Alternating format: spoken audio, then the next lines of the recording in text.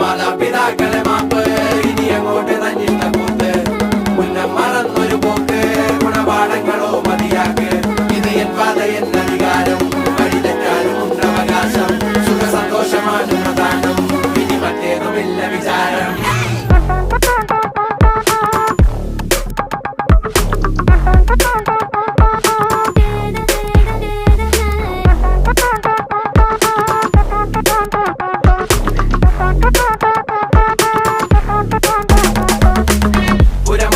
പുനരധിവാസം അടിമുടി ഒരു പുതിയ വിലാസം തനി നിറമെട്ട് തണിയണ നെഞ്ചേ കാട് തോന്നി